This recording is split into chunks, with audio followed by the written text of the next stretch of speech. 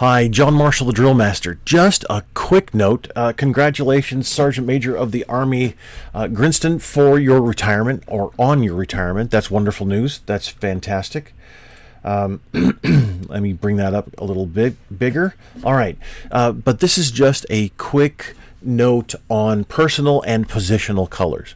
So, in the flag display here, we have obviously the American flag, and then the Army flag, the departmental flag. And I've been asked about, why do you say departmental? It's an organizational flag. Yeah, I get it. But the departmental flags there's only one per service. Organizational flags are in the thousands for each of the services. Organizational flags can mean any organization within that military service. So the Army organizational flag, I guess that would work. That it does work. That's what it is. The Army flag, the Air Force flag, the Marine Corps flag, they're all organizational flags. But I prefer to separate it as calling it the departmental flag, because it just helps identify it just that much better, especially when I'm writing, offering critiques or educational information. All right, so these are here two positional flags. So this flag is the Chief of Staff of the Army, and this, I'm pretty sure it is, Chief of Staff of the Army, and then this is the Sergeant Major of the Army's flag. And positional flags for many different positions weren't created until maybe 10, 20 years ago or so. And then now we have SEAC, the Senior Enlisted Advisor to the Chief of Staff of the Army. So we have now SEAC 5, 6, something like that, who's an Army Sergeant Major. The Marine Corps Sergeant Major, Sergeant Major Black, who I met in passing actually a little while ago. Pretty neat guy. So he went from Sergeant Major of the Marine Corps up to SEAC, and SEAC also has a flag. Each one of these very high positions has a flag. Excuse me.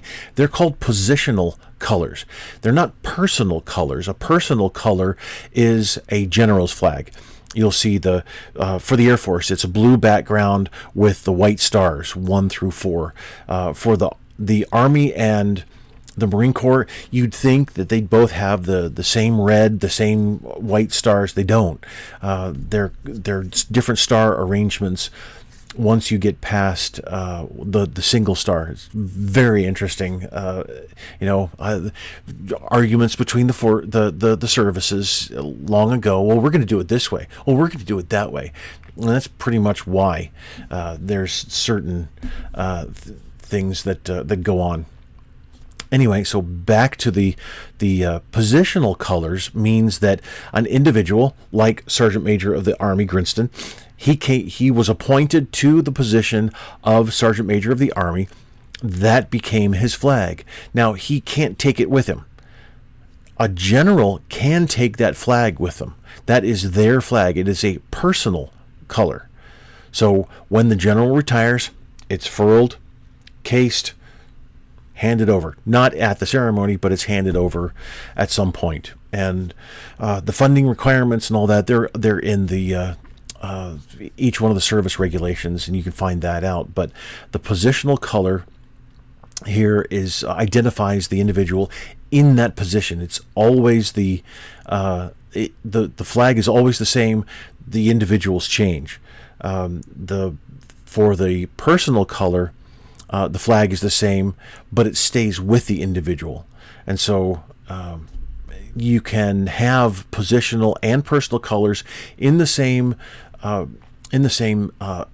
display. But here, if you had, say, the 4-star flag to indicate the Chief of Staff of the Army, that'd be a little redundant because his flag is already there. So you don't need that. And then All flags in the same display need to be the same, or as close as possible to the same dimensions. So these staffs are 9.5 foot, and then the flags are going to be the 4 foot 4 inch by 5 foot 6 inch flags. And then if you notice here, these are called military floor stands. Go to Glendale.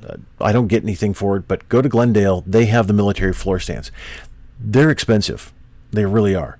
But they are excellent stands. I used them forever, and they're really, really good. I'm not going to pay that amount of money just for stands that I need to practice. So I've got the gold, relatively inexpensive. Don't want to say cheap. They're not necessarily cheap, but they're inexpensive stands. And then the tubes that you could stick inside the hole in the center there, because these stands have a tube that screws into the stand. The stand's very heavy, and the tube screws in, and then it keeps the staff upright because of the lower ferrule on the staff that is required for every service.